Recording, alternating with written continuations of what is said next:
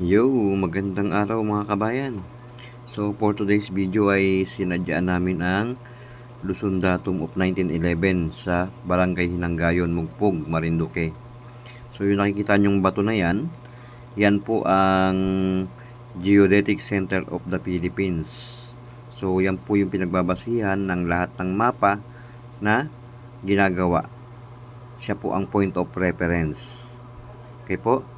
So, nung huli kaming pumunta rito, ay talaga namang nasukal pa yung bato na yan. Pero ngayon po ay in-improve na ng provincial government ang Luzon Datum.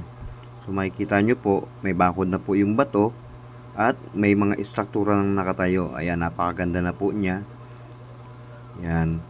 Meron na rin pong marker doon at meron na rin siyang Poso Moto Marker, which means na ang Luzon Datum ay isa sa mga tourism spots ng Marinduque.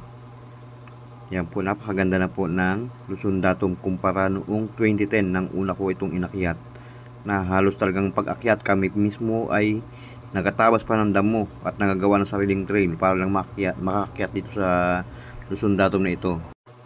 Salamat po sa panonood mga kabayan.